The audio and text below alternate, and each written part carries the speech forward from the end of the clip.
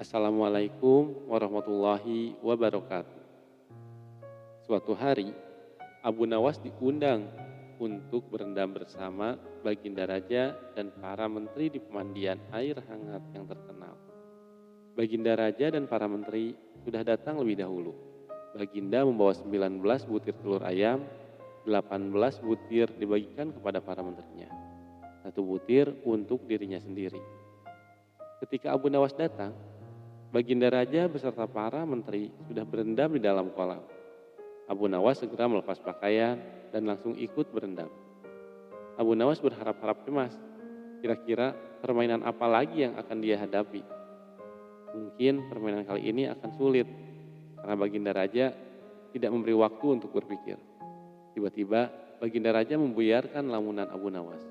Beliau berkata kepada Abu Nawas, "Hai Abu Nawas, aku mengundangmu mandi bersama karena ingin mengajak engkau ikut dalam permainan kami," kata Baginda Raja. "Permainan apakah itu, Paduka yang mulia?" tanya Abu Nawas belum mengerti.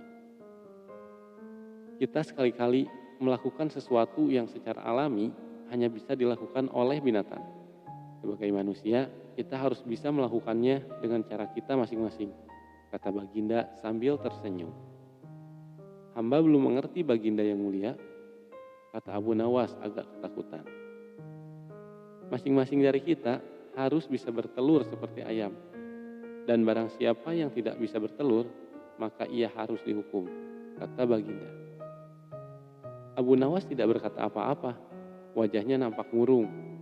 Ia semakin yakin dirinya tak akan bisa lolos dengan mudah. Melihat wajah Abu Nawas murung, wajah Baginda Raja semakin berseri-seri. "Nah, sekarang apalagi yang kita tunggu? Kita menyelam lalu naik ke atas sambil menunjukkan telur kita masing-masing," perintah Baginda Raja. Baginda Raja dan para menteri mulai menyelam, kemudian naik ke atas satu persatu dengan membawa sebutir telur ayam. Abu Nawas masih di dalam kolam. Ia tentu saja tidak sempat mempersiapkan telur, karena ia memang tidak tahu kalau ia diharuskan bertelur seperti ayam. Kini Abu Nawas tahu kalau Baginda Raja dan para menteri telah mempersiapkan telur masing-masing 1 butir. Karena belum ada seorang manusia pun yang bisa bertelur dan tidak akan pernah ada yang bisa. Karena dadanya mulai terasa sesak, Abu Nawas cepat-cepat muncul ke permukaan, kemudian naik ke atas. Baginda Raja langsung mendekati Abu Nawas. Abu Nawas nampak tenang, bahkan ia berlaku aneh. Tiba-tiba saja ia mengeluarkan suara seperti ayam jantan berkokok, keras sekali, sehingga Baginda dan para menterinya merasa heran. "Ampun tuanku yang mulia, hamba tidak bisa bertelur seperti Baginda dan para menteri," kata Abu Nawas sambil membungkuk hormat. "Kalau begitu, engkau harus dihukum," kata Baginda bangga. "Tunggu dulu, wahai tuanku yang mulia," kata Abu Nawas memohon. "Apalagi hai Abu Nawas," kata Baginda tidak sabar. "Paduka yang mulia, sebelumnya izinkan hamba membela diri. Sebenarnya, kalau hamba mau bertelur, hamba tentu mampu.